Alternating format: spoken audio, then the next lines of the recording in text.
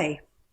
This week a student asked me about a particular sentence construction where you list items and they must be the same grammar. This can be called parallel grammar or parallelism. Have a look at this sentence. She wants to check your arguments, the value of your research, and your ability to think critically. The beginning, she wants to check, applies to the three things in the list. She wants to check your arguments, she wants to check the value of your research, and she wants to check your ability to think critically. Your arguments is a noun phrase. The value of your research is also a noun phrase. Your ability to think critically is a noun phrase. So this is a good example of parallel grammar.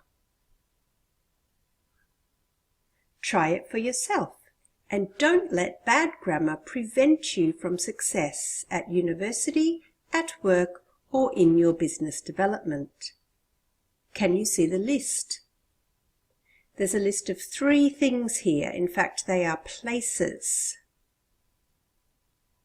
So the underlined bit, don't let bad grammar prevent you from success, applies to the list of 3 things. Is the grammar the same?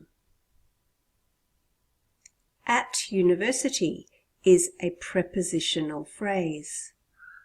At work is also a prepositional phrase. In your business development, again, is a prepositional phrase. So here is another good example of parallel grammar. When writing a list of features, or it might be chemical compounds if you're studying chemistry, places, people or organizations, the list just goes on and on.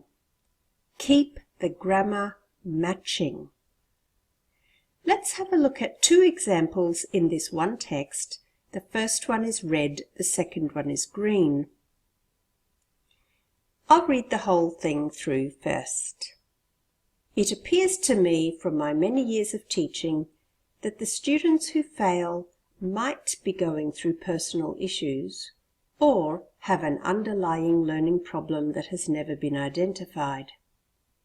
The other reason that students fail is that very frustrating phenomenon of just being unlucky. For example, the topic in the exam is unfamiliar or very unexpected. The student is sick on the day of the exam, or something happens out of the blue to limit the student's concentration. Did you notice the parallel grammar? In the first section here, we have a modal verb, might.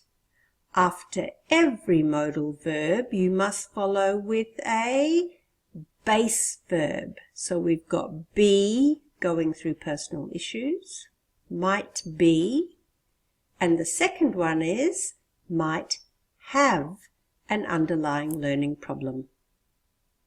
Might be, might have.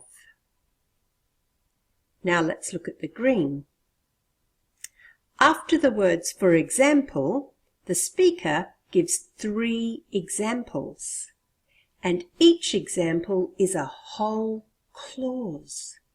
This is excellent writing as long as you keep the grammar the same. So we've got the topic in the exam is subject, verb. Second one, the student is sick, blah, blah, blah. The student, subject, is verb. And the third one in the list, something happens out of the blue. Something is a subject, happens is a verb. So all very good examples. This one, might be, might have. This one, all of them are complete clauses. Why don't we practice together? The lecturer reminded the students to read the latest articles uploaded on the LMS, then another reminder, and then a third reminder. Is A or B correct? And the answer is A. The lecturer reminded the students to, number 1, read the latest articles. Number 2, to get together. Number 3, to read through the exam paper from last year. So these ones must be infinitive verb, no to. What's the problem with B? This one has an ing and this one is present perfect. We can't have present perfect in this sentence because it doesn't match the first one in the list. Number 2. There are many factors at play in the climate phenomenon known as El Niño. There has to be warmer than usual water in the Pacific Ocean. This warm water has to move eastward. Trade winds could weaken and even reverse direction. So can you see in the first one in the list we've got has to be. So we want to copy this, we want to match the grammar. This one has to move and this one has could weaken. So all three, if you're using B, has a modal expression. But this one has a present simple and a present continuous, so it does not match the first one. And just before I go, don't forget that this grammar applies to your speaking for presentations as well. So very often when you're giving a presentation as a student, you have to write a list in your PowerPoint or your Prezi, like this student. He's got a list of 3 things that he wants to share with the group. Let's make it bigger. He might say, and after doing this experiment in customer engagement, we noticed, number 1, a 5% growth in sales. Secondly, a rise in customer engagement. And finally, a drop in cancellation of subscriptions. So even when you're speaking in a presentation or writing a list on a board for the class or the lecturer, make sure you match the grammar. This is called parallel grammar or parallelism. Here are some links. You can freeze the video and take note of them. I'm really impressed with this one from the University of New England. And Purdue University always have great exercises that you can do as well.